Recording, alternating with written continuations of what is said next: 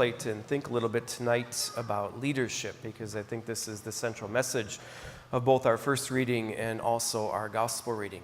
Jesus is kind of on a tirade against the scribes and the Pharisees, who were religious leaders of his day, and really, in a sense, kind of a harsh criticism of them, and basically calling them hypocrites, that they do not practice what they preach. They love seats of honor.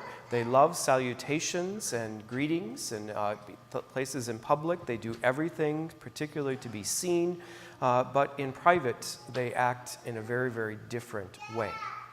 Now, that is a problem, and for myself as a priest who is a religious leader, I really do take that to heart, because I work pretty hard to live gospel values. I do not always succeed, but I work pretty hard to try to live gospel values and to put forth an authentic way to live a life based on the gospel. But sometimes I'm not perfect, and certainly I don't always succeed. But as a leader, I realize as well that people do seek and look for my example. And in a sense, in someone who is in the public sphere, it is important that I lead by example. And I think that's important not only for me, but really for all of us.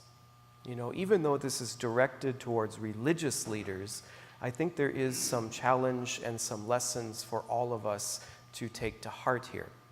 Because if you really stop and think about it, probably each and every one of us in some way, shape, or form is currently or will be a leader in some way. Anyone who is a parent, if you have a child, you are a leader. And it is by example that your children watch and see and imitate what you do. If you have a business and you have responsibilities to your business, to your employees, you are a leader. If you are a teacher and have students that you care for, you are a leader. If you are a farmer and, work the land, you have a responsibility to the land and to future generations and to the crop that you harvest that feeds so many people, you are a leader. Even if you're on a sports team and part of a team and you get elected captain of the swim team or the soccer team or the baseball team or whatever it may be, you are a leader. So leaders come in all facets and many different walks of life. And people do watch what we do. They imitate how we act and react in certain and particular situations. So it's very, very important that we take these words to heart, that we don't do certain things simply to be seen or because we receive some sort of adulation or glory from it, or that we get some sort of honor or some sort of party or recognition or whatever it may be. That's not the point of leadership. That's not why we do it. We do it because we have been given a gift from God, but also we have a responsibility to kind of put forth and to, in a sense, better ourselves, but also to better the people who are following us. Sometimes people think that being a leader or being in charge is easy, but it's not. It's very difficult work, and sometimes it's very tedious work. You have to get down in the dirty and, really kind of do things that you don't necessarily want to do, but you do it for the betterment of others, and you do it for the betterment of your cause, your belief, whatever it may be.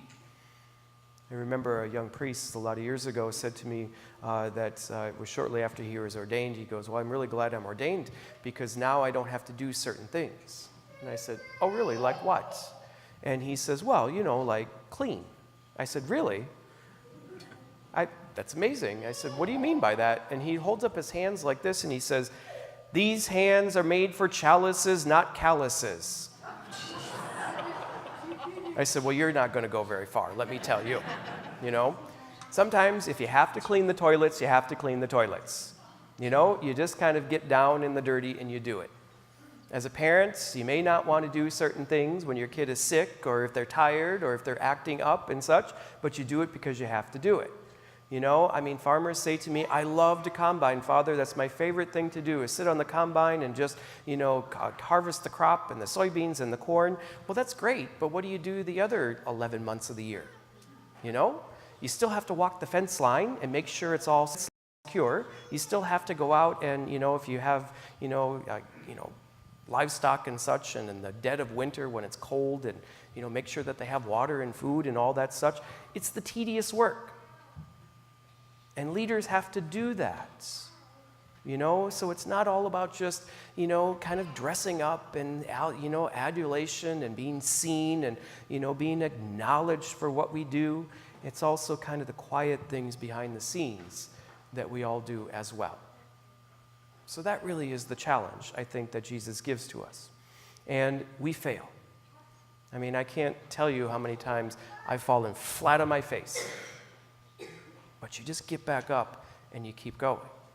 That's also a quality and aspect of leadership, and I think that gets to the heart of what Jesus is trying to say to us this evening.